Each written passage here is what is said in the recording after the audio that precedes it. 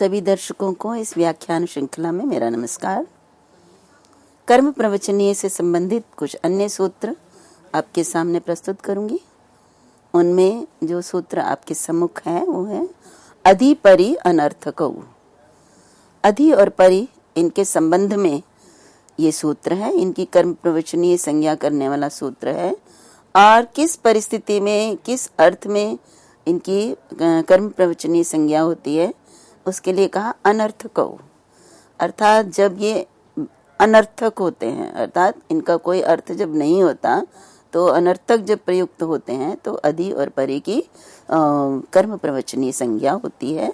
तो वृत्ति में कहा उक्त संज्ञा, अर्थात अर्थ ऊपर ही दिए हुए हैं कि जब कोई अर्थ ही नहीं है इनका तो अधि और परि की कर्म प्रवचनीय संज्ञा होती है। और उदाहरण के रूप में आपके सामने दो उदाहरण हैं, कुतो अध्यागच्छति, कुतः पर्यागच्छति। तो यहाँ पे देखिए कुतः अध्यागच्छति, यहाँ कुतः और उसके बाद ऊ हो जाता है, ससजुष रू और रू को ऊ करते हैं तो कुतो बन जाता है। तो क्योंकि इससे पूर्व रू से पूर्व भी अ है और बाद में भी अ है, तो अतोरोर अप्लुताद अप्लुते सूत्र द्वारा यहाँ पे रू को ऊ करके और फिर और ओ में संधि करके कुतो बनता है। तो कुतो अध्यागच्छति और कुतः पर्यागच्छति। तो यहाँ पे देखिए इस सूत्र में कहाँ से आ रहे हो और पर्यागच्छति में भी कहाँ जा रहे हो। तो यहाँ पे कुतः अध्यागच्छति, तो यहाँ पे आगच्छति आ रहे हो। अधि का प्रयोग किया यहाँ पे और अधि का प्रयोग करने से अर्थ में कोई परिवर्तन नहीं हुआ। आगच्छति का भी यही अर्थ है, आ रहे हो, अध्यागच्छति का भी अर्थ यही है, अधि आगच्छति मिला के अध्यागच्छति बना, तो इससे भी यही अर्थ है कि आप कहाँ से आ रहे हैं। तो यहाँ पे अधि का प्रयोग बिना किसी अर्थ के हुआ है, इसलिए यहाँ पर अधि की कर्म प्रवचनीय संज्ञा होगी।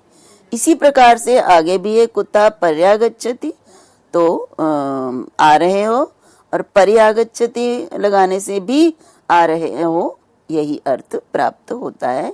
इसलिए यहाँ दोनों ही स्थलों पर अधि और परि की कर्म प्रवचनीय संज्ञा है। यहाँ पे एक प्रश्न है कि जो अनर्थक है और अनर्थक जो होता है वो पद नहीं होता है, तो अनर्थक पद ही नहीं होता है तो कर्म प्रवचनीय को पद माना कैसे जाता है, और अनर्थक जो है जिनका कोई अर्थ नहीं उनका प्रयोग यदि मान्य है तो फिर तो कचट तप या कुछ भी ऐसा जो है बना लीजिए शब्द और उसको प्रयोग कर दीजिए तो वो पद बन जाएगा, शब्द बन जाएगा। तो यहाँ पे अनर्थक शब्द को उस प्रकार से नहीं समझना चाहिए कि जिनका कोई अर्थ ही नहीं है। कहने का अर्थ है कि अनर्थक मीन्स न अन्यो अर्थ, अर्थात कोई दूसरा और अर्थ जो है यहाँ पर नहीं है। उसी जो है अर्थ को यहाँ पे वो व्यक्त कर रहे हैं जो अर्थ पूर्व में है, कोई नया अर्थ प्रयुक्त नहीं हो रहा। उपसर्ग के संबंध में जब हम विस्तार से पढ़ते हैं तो उस उपसर्ग के लिए कहा जाता है कि उपसर्ग, कुछ उपसर्ग वाचक होते हैं, कुछ उपसर्ग द्योतक होते हैं और कुछ उपसर्ग उसमें कोई परिवर्तन नहीं करते हैं। तो यहाँ पे एक जो तीसरा भेद है उपसर्ग का रूप है कि उनसे कोई अर्थ में परिवर्तन नहीं होता है। इससे तात्पर्य ये नहीं कि अधि परि जो है वो अर्थहीन है, क्योंकि अर्थहीन का तो प्रयोग वाक्य में होता ही नहीं है। तो ये एक और बात हमें ध्यान में रखनी है। तो यहाँ पे देखिए ये आपके सामने जो मैंने उदाहरण दिए हैं ये अधि और परि इन दोनों की कर्म प्रवचनीय संज्ञा होती है। अब यहाँ पे मैंने आपको बताया था कि दो कार्य कर्म प्रवचनीय होने पर नहीं होते हैं जो कि उपसर्ग या गति संज्ञा होने पर होते हैं। तो अगर वो प्राप्त होता है, आपको स को श प्राप्त होता है वो नहीं होगा, और फिर गति संज्ञा हो जाने पर जो स्वर प्राप्त होता है, निघात प्राप्त होता है, निघात अर्थात अनुदात की प्राप्ति होती है वो नहीं होती है। तो जैसे देखिए इसी पंक्ति जो नीचे आपके सामने है उसमें इसी बात को स्पष्ट किया गया, गति संज्ञा बाधात गतिर्गतो इति निघातो न। यहाँ पर अधि और परि की कर्म प्रवचनीय संज्ञा हो जाने के कारण गति संज्ञा का बाद हो रहा है। देखिए इन दोनों उदाहरणों में सकार नहीं है क्रियाओं में, तो इसलिए यहाँ पे स को श का निषेध करने के लिए नियम देने की आवश्यकता नहीं है, समझाने की भी नहीं है। यहाँ पर गति संज्ञा होगी, तो गति संज्ञा भी है, मैंने बताया था आपको गति संज्ञा भी होती है। तो कर्म प्रवचनीय संज्ञा नहीं होती है तो अधि और परि गति संज्ञक होते, और गति संज्ञा होने पर गतिर्गतौ सूत्र द्वारा यहाँ पे गति संज्ञक परे है और गति संज्ञक पहले है। देखिए अब गति संज्ञक परे है अधि के कौन सा, आ की गति संज्ञा है। आ भी निपात के अंतर्गत आता है, प्रादि के अंतर्गत आता है, और इसी तरह अधि भी आता है। तो गति संज्ञक आ परे है और गति संज्ञक अधि अगर होता तो यहाँ पर गतिर्गतौ सूत्र द्वारा जो अधि है इसके अ को निघात या अनुदात हो जाता, जो कि अभीष्ट नहीं है। तो यही कहा कि क्योंकि गति संज्ञा या नहीं होती इसलिए गतिर्गतौ सूत्र की प्राप्ति नहीं होगी यहाँ, और उससे निघात या अनुदात नहीं होगा गति संज्ञक को। अब अगला सूत्र आपके सामने सु की कर्म प्रवचनीय संज्ञा करने के लिए दिया गया, और वो किस अर्थ में दिया है, सुहु पूजायाम। सु का जब पूजा अर्थ हो, पूजा अर्थ में सम्मान अर्थ में यदि प्रयुक्त किया जाए सु, तो उसकी कर्म प्रवचनीय संज्ञा होती है। देखिए व्यवहार में हमें पहचान करना है तो सबसे सरल जो तरीका है वो यही है कि हम वो देखें कि सु का प्रयोग किया है और सिक्तम है, अर्थात स को श नहीं किया हुआ, तो अवश्य ही उसकी कर्म प्रवचनीय संज्ञा होगी। अन्यथा स को श करना यदि निमित्त प्राप्त है और सूत्र उपलब्ध है तो वो करना ही पड़ता है। तो ये इसको हम देख के ही बता सकते हैं कि यहाँ पे कर्म प्रवचनीय संज्ञा हुई है और सु का प्रयोग किस अर्थ में हुआ है। ऐसे ही अन्यों के लिए भी है, जिन जिन अर्थों में वो दिए गए हैं वो हम पहचान से ही बता सकते हैं वाक्यों को देखकर कि यहाँ पर कर्म प्रवचनीय है या उपसर्ग है या गति है। अब यहाँ पे कहा कि सु का पूजा अर्थ में प्रयोग हो, तो देखिए सुस्तुतम, सुस्तुतम अर्थात बहुत अच्छा सिंचन किया है, उसको सम्मान दिया है, उसकी प्रशंसा, प्रशंसा पूजा, इन अर्थों में सु का प्रयोग जब होता है। इस तरह सुस्तुतम अर्थात अपने स्तुति जो की वो बहुत अच्छी की, तो यहाँ पर सु का प्रयोग दोनों में ही प्रशंसा अर्थ में किया है। इसलिए सु के बाद सिंच धातु, सु के बाद स्तु धातु, ये हमारे सूत्र में उपसर्गात सुनोती आदि सूत्र में इन धातुओं का प्रयोग है, लेकिन फिर भी सकार के स्थान पर श नहीं हुआ है क्योंकि इनकी कर्म प्रवचनीय संज्ञा है। ऐसे यही बताया अनुपसर्गत्वाद न शः, क्योंकि यहाँ ये अनुपसर्ग है, उपसर्ग नहीं है, इसलिए स का श नहीं हुआ। पूजायाम किम अर्थात यदि हम कहते हैं कि सु का प्रयोग पूजा अर्थ में ही होता है, होगा हो तो कर्म प्रवचनीय संज्ञा होती है, तो यदि पूजा अर्थ में नहीं होता तो उसका भी उदाहरण हमें बताना पड़ेगा। जैसे सुशिक्तम किम तवात्र, यहाँ पे कहा अरे क्या तुमने बड़ा बढ़िया सींचा है। वाक्यों के प्रयोग इस प्रकार से मिलते हैं जो कि आक्षेप करने वाले या उपहास से भरे हुए वाक्य भी होते हैं। अगर किसी ने बहुत अच्छे से नहीं सींचा हो, पानी डाला हो, तो हम उसको कहते हैं अरे वाह बहुत अच्छा सींचा तुमने। तो यहाँ पर सु पूजा अर्थ में प्रयुक्त नहीं हुआ है, क्षेप अर्थ में प्रयुक्त हुआ है, उलाहना दिया है किसी को, इसलिए यहाँ पे सु की कर्म प्रवचनीय संज्ञा नहीं होगी। और कर्म प्रवचनीय संज्ञा नहीं होती है तो उपसर्ग संज्ञा होती है। सिक्तम सिंच धातु के साथ किताब प्रत्यय लगकर सिक्तम सिक्तम है, और सु का प्रयोग क्रिया के साथ हुआ है, सिक्तम क्रिया के साथ, तो सु इसकी उपसर्ग संज्ञा होगी, और उपसर्ग संज्ञा होने के कारण यहाँ पर स के स्थान पर सिक्तम के स के स्थान पर श हो जाता है।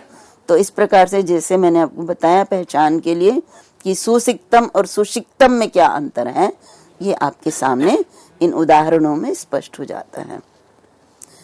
इसी प्रकार से अगला सूत्र है आपके सामने अति। अति की उपसर्जन कर्म प्रवचनीय संज्ञा कब होती है, उससे संबंधित सूत्र है अतिरतिक्रमणे च।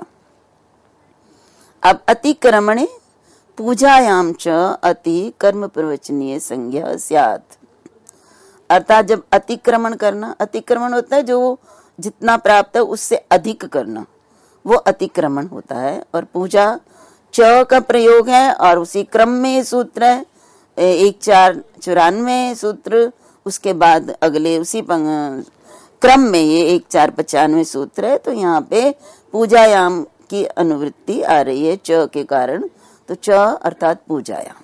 तो सूत्र का इसीलिए वृत्तिकार ने अर्थ दिया अतिक्रमणे पूजायाम च। अति ही, अति का जब अतिक्रमण अर्थ में और पूजा अर्थ में प्रयोग होता है तब इसकी कर्म प्रवचनीय संज्ञा होती है। जैसे अति देवान कृष्ण, अर्थात कृष्ण सभी देवताओं को अतिक्रमण करते हैं। अतिक्रमण मीन्स जो है उससे और अधिक होना। तो देवताओं में जो कुछ भी प्राप्त है, सामर्थ्य है, उन सब का अतिक्रमण कृष्ण करते हैं। कृष्ण में वो उन सबसे ज्यादा है।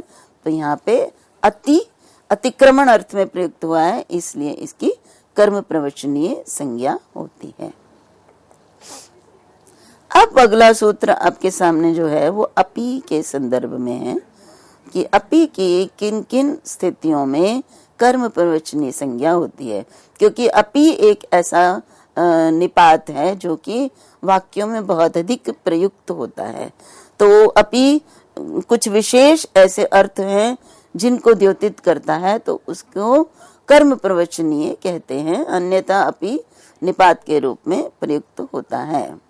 तो यहाँ पे देखिए सूत्र आपके सामने, अपि पदार्थ संभावन अन्वव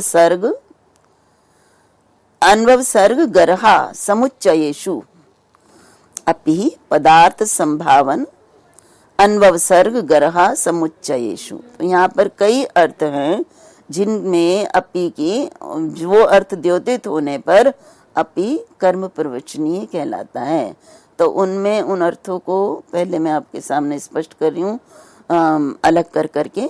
एक तो है पदार्थ, पदार्थे, क्योंकि यहाँ पे सप्तमी भक्ति बहुवचन का प्रयोग है, तो जब हम एक एक को प्रयुक्त करेंगे तो पदार्थे, पदार्थ में। दूसरा संभावने, संभावन और अनुभव सर्ग, इनको जब हम संधि करते हैं तो संभावना अनुभव सर्ग ये अर्थ होता है। तो संभावने, अनुभव सर्गे, गर्हायाम और समुच्चये, ये अर्थ हैं। इन अर्थों में जब अपि का प्रयोग होता है, अर्थात इन अर्थों में देखिए जब हम ये कहते हैं कि इन अर्थों में अपि का प्रयोग होता है तो ये हमारा अशुद्ध, हमारी व्याख्या अशुद्ध होगी। इसका अर्थ ये अपि इन अर्थों का वाचक नहीं है, ये अर्थ द्योतित होते हैं अपि के द्वारा, क्योंकि कर्म प्रवचनीय संबंध को द्योतित करते हैं, ना कि किसी अर्थ को बताते हैं। तो यहाँ हम ये कहेंगे कि ये अर्थ जब द्योतित होते हैं अपि के द्वारा, तब अपि उक्त संज्ञा स्यात्, उसकी उक्त संज्ञा अर्थात कर्म प्रवचनीय संज्ञा होती है। तो यहाँ पे देखिए सबसे पहला जो है पदार्थ, पदार्थ जिसका अर्थ होता है पदस्य अर्थः, पद का अर्थ। अर्थात जब अपि के द्वारा पद का अर्थ द्योतित होता है तो उसकी कर्म प्रवचनीय संज्ञा होती है। तो यहाँ पर देखिए कई प्रश्न उपस्थित हो जाते हैं जिनका मैंने आपके सामने यहाँ विस्तार से, जो अन्य व्याकरणों में उनमें महाभाष्य, उनमें शब्द कौस्तुभ भट्टोजी दीक्षित का, उसमें काशिका में किस प्रकार से इस पर चर्चा की गई है, वो मैं आपको उनका सबका जो मत है वो आपके सामने प्रस्तुत करने का प्रयास कर रही हूँ। तो इसलिए मैंने आपके सामने ये जो अलग अलग ग्रंथ हैं उनमें इस किस प्रकार से अर्थ दिया गया है वो आपके सामने रखा है। तो यहाँ पे जो पहली पंक्ति जो मैंने आपके सामने स्पष्ट की, भट्टोजी दीक्षित ने इस पर लिखा है और उन्होंने शब्द कौस्तुभ में भी इस पर विस्तार से लिखा है। तो उसी को पहले मैं आपके सामने रख रही हूँ और कहा कि ये जब द्योतित होते हैं अपी के द्वारा ये सब पदार्थ संभावना आदि, तो अपी की कर्म प्रवचनी संज्ञा होती है। तो उसमें पहला अर्थ है पदार्थ, और मैंने कहा पदार्थ का अर्थ है पदस्य अर्थ पदार्थ। तो यहाँ यदि मैं ये कहूं कि इसका अर्थ ये हुआ कि अपी जब पद के अर्थ को द्योतित करता है तो अपी की कर्म प्रवचनीय संज्ञा होती है। तो यहाँ पर ये पद का अर्थ द्योतित करना तो अपी के प्रयोग से अपने आप ही हो जाता है। तो यहाँ पे तो अपी का ये पदार्थ कहना ये व्यर्थ हो जाएगा, इसका कोई प्रयोजन नहीं होता है कि अगर अपने ही पद का अर्थ द्योतित हो, वो तो अपी के प्रयोग से ही पद का उसका अपना अर्थ स्वार्थ तो द्योतित प्राप्त ही हो जाता है, द्योतित होने की तो आवश्यकता ही नहीं होती है। इसलिए यहाँ पदार्थ का अर्थ स्वार्थ या पद का अपना अर्थ ये अर्थ नहीं है।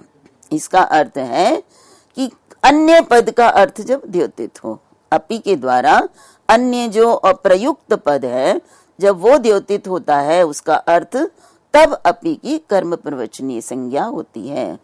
जैसे अभी आपके सामने मैं उदाहरण के रूप में पहले एक वाक्य रखती हूँ और उसके द्वारा माध्यम से मैं आपको इसको समझाने का प्रयास करूंगी कि यह है सर्पिशो अपि स्यात्। अब यहाँ सर्पिश घी को बोलते हैं, तो यहाँ सूत्र का इस वाक्य का अर्थ है कि घी की एक बूंद हो जाए, घी या घी की थोड़ी सी मात्रा हो जाए।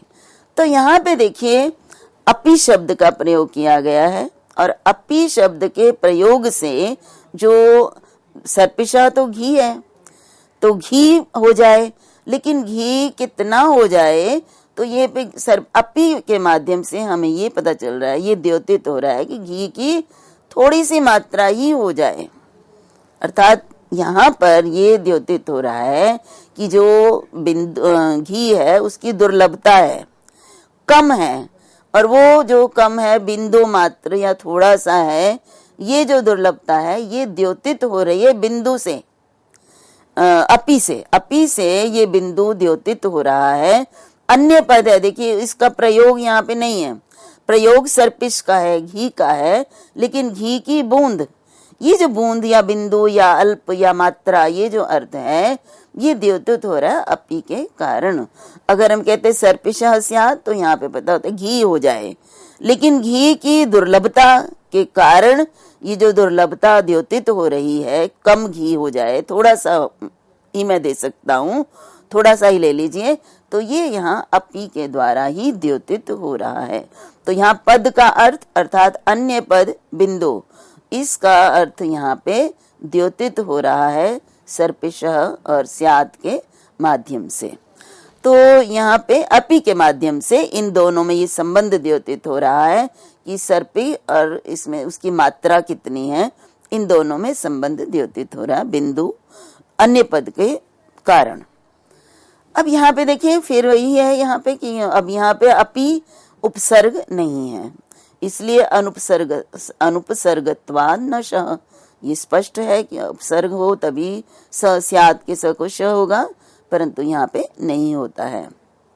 उसके बाद देखिए ये जो स्यात् में है इसका प्रयोग व्याकरण की दृष्टि से किस प्रकार से इसका प्रयोग है, तो उसके लिए बताया संभावनायाम लिंग, संभावना अर्थात प्रार्थना, प्रार्थना अर्थ में यहाँ पे लिंग लकार का प्रयोग है। ये स्यात् रूप अस धातु के लिंग लकार का प्रथम पुरुष एक वचन का रूप है, जिसको स्पष्ट किया कि ये लिंग लकार किस अर्थ में हुआ, ये कहने की आवश्यकता क्यों होती है, क्योंकि लिंग लकार का प्रयोग विधि निमंत्रणा मंत्रणाधीष्ट संप्रश्न प्रार्थनेषु लिंग सूत्र द्वारा कई अर्थों में होता है।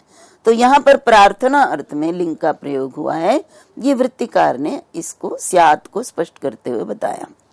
तो मतलब प्रार्थना अर्थ में लिंग है, अर्थात उसको ये प्रार्थना कर रहा है कि मान लीजिए कोई किसी अतिथि को बुलाया और भोजन करा रहा है, उसके पास घी कम है, मात्रा कम है, तो ये स्यात् यहाँ पे प्रार्थना अर्थ में है कि ज्यादा नहीं तो थोड़ा सा ही आप ले लीजिए, थोड़ा सा ही हो जाए। तो यहाँ पे कहा तस्या एव विषय भूते भवने कर्तृ दौर्लभ्य प्रयुक्ते दौर्लभ्यम द्योत्यन अपि शब्द स्यादित्यनेन संबध्यते। अब यहाँ पे अपि शब्द का संबंध स्याद के साथ है, ये भी जानना बहुत आवश्यक है, क्योंकि इससे आगे और भी कार्य हैं जिनको कि हम स्पष्ट कर पाएंगे। तो यहाँ अपि शब्द का स्याद के साथ किस प्रकार से संबंध है, क्योंकि यहाँ पे कर्ता क्या है, बिंदु, बिंदु जो है वो कर्ता है और वो दुर्लभ है, उसकी प्राप्ति नहीं और कम है। कर्ता दुर्लभ्य प्रयुक्तम दौर्लभ्यम द्योत्यन, ये उस कर्ता की दुर्लभता के कारण यहाँ पे ये अपि दुर्लभता को द्योतित कर रहा है, उस दुर्लभता को द्योतित कर रहा है, इसलिए इस अपि शब्द का स्याद के साथ संबंध होता है। यहाँ पे ये कहने का प्रयोजन ये है कि कहीं ये ना समझ लिया जाए कि सर्पिश का संबंध जो है वो अपि के साथ है। तो यहाँ यदि सर्पी का संबंध अपि के साथ होता तो सर्पिशा में जो षष्ठी विभक्ति का प्रयोग किया गया है वो नहीं होता। हमने पढ़ा है कि कर्म प्रवचनीय युक्ते द्वितीया, तो यहाँ द्वितीया होनी चाहिए थी। तो द्वितीया क्यों नहीं होती है, इसी को स्पष्ट करते हुए पहले बताया कि जो दुर्लभता को, कर्ता की दुर्लभता को द्योतित करने के कारण अपि शब्द जो है वो उसको द्योतित करता है और उसका संबंध स्याद से होता है। अब यहाँ पे आगे देखिए, आपके सामने कहा सर्पिशा इति षष्ठी तो अपि शब्द बलेन गम्यमानस्य बिंदो हो अवयव अवयवी भाव संबंधे।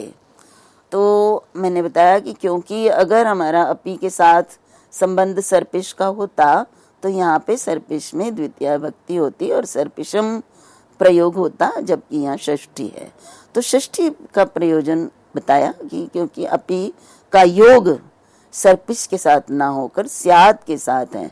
तो जब सर्पिश का योग किसके संबंध किसके साथ है, तो सर्पिश का संबंध है यहाँ पे बिंदु, जो कि घी की बूंद।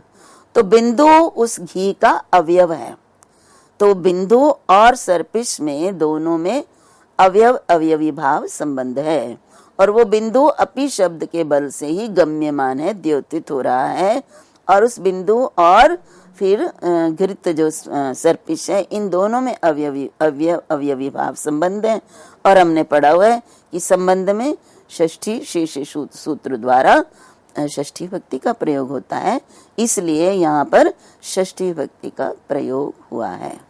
तो यहाँ एक तो ये बात स्पष्ट करनी है कि अपि की कर्म प्रवचनीय संज्ञा होने पर भी सर्पिश में द्वितीय भक्ति का प्रयोग क्यों नहीं हुआ, कर्म प्रवचनीय युक्त द्वितीय सूत्र द्वारा।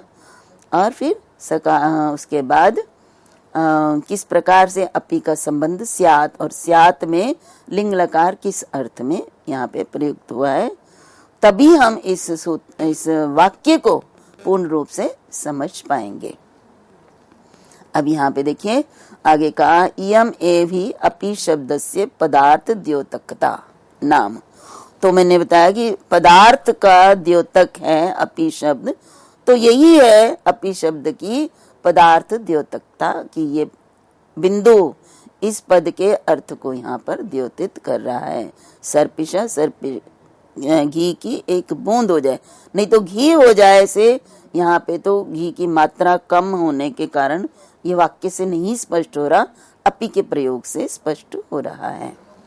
और कर्म प्रवचनीय युक्त द्वितीया तो ना ही प्रवर्तते, मैंने आपको बताया कि इसमें सर्पिश में कर्म प्रवचनीय द्वितीय सूत्र द्वारा द्वितीय विभक्ति नहीं होगी। क्यों नहीं होगी, ये इस अगली पंक्ति के द्वारा सर्पिशो बिंदुना योगो न तो अपिना इत्युक्तत्वात्। पहले ही अभी बता चुके हैं कि सर्पिश का बिंदु से योग है, अपि से योग नहीं है, इसलिए बिंदु और सर्पिश में अवयव अवयवी भाव संबंध है। इस कारण से षष्ठी शेष सूत्र द्वारा षष्ठी भक्ति का प्रयोग किया गया है। अब काशिकाकार ने भी इस संबंध में कहा कि पदांतरस्य अप्रयुज्यमानस्य अर्थः पदार्थः। मैंने आपको पदार्थ शब्द का अर्थ स्पष्ट करते हुए बताया था कि पदार्थ शब्द यहाँ पे सामान्य पद के अर्थ के विषय में नहीं कहा है, अन्यथा वो व्यर्थ हो जाता। तो यहाँ काशिकाकार ने भी कहा कि पदांतरस्य, जो दूसरा अन्य पद है जो प्रयुज्य नहीं, प्रयुज्यमान, अप्रयुज्यमान, जिसका इसमें प्रयोग नहीं हुआ, उसका अर्थ पदार्थ है। और सर्पिशो स्यात्, मधिनो अपि स्यात्, ये उदाहरण काशिकाकार ने भी दिए हैं। और काशिका में बताया कि इसका अर्थ क्या है, मात्रा, बिंदु, स्तोकम इत्यर्थे अपि शब्दो वर्तते। तो यहाँ पर अपि शब्द किस अर्थ में, बिंदु अर्थ में, मात्रा कितनी मात्रा है उस अर्थ में, स्तोक में थोड़ा सा अर्थ में। इसी प्रकार से इसी पर महाभाष्यकार क्या लिखते हैं कि अथवा यदत्र कर्म प्रवचनीय युक्तम न अधा प्रयुज्यते पुनः किम पुनस्तत्। तो उन्होंने कहा है कि यहाँ पे कर्म प्रवचनीय युक्त द्वितीय सूत्र द्वारा जो द्वितीय भक्ति करनी चाहिए थी, वहां सर्पिशा में द्वितीय क्यों नहीं, उसका क्या कारण है। तो उन्होंने कहा बिंदोस्तर ही कस्मात् न भवति, उपपद विभक्ते कारक विभक्तिर बलीयसी इति प्रथमा भविष्यति इति। यहाँ पे देखिए एक और बात है कि यहाँ पे जब कहा कि सर्पिशा में नहीं हो सकती है और बिंदु में क्यों नहीं होती है, क्योंकि बिंदु का संबंध तो अपि से है, तो बिंदु में यहाँ पे क्यों नहीं प्रथमा कर्म प्रवचनीय युक्त द्वितीया से होगी। तो उन्होंने कहा कि बिंदु स्तर ही कस्मात् न भवति, तो बिंदुओं में प्रथमा विभक्ति है। क्यों? क्योंकि बिंदु स्यात्, यहाँ स्यात् के साथ बिंदु का संबंध है। तो उन्होंने कहा कि उपपद विभक्ते कारक विभक्तिर बलीयसी इति प्रथमा भविष्यति। यदि बिंदु शब्द का यहाँ प्रयोग हो तो उपपद विभक्ति तो कर्म प्रवचनीय युक्त द्वितीया से द्वितीया होगी, परंतु कारक विभक्ति क्योंकि कर्ता है यहाँ पे और कर्ता में प्रथमा विभक्ति होती है, तो कारक विभक्ति बलीयसी होने के कारण यहाँ पे प्रथमा विभक्ति होगी। तो इस प्रकार से यहाँ पे कर्म प्रवचनीय युक्त द्वितीय सूत्र द्वारा यहाँ द्वितीय भक्ति तो नहीं, लेकिन कर्म प्रवचनीय संज्ञा यहाँ पर होती है, जिसके कारण जो स आदि, स के स्थान पर श और उसके बाद आपका जो दूसरा कार्य है गतिर्गतौ, इनका प्रतिषेध हो जाता है। तो आज के लिए अभी इतना ही। इस सूत्र के जो अन्य पद हैं उनकी कर्म प्रवचनीय किस प्रकार से होती है, उससे संबंधित चर्चा मैं आपके साथ अगले व्याख्यान में करूंगी। तब तक के लिए आप सभी का बहुत बहुत धन्यवाद। आप सबको मेरा नमस्कार।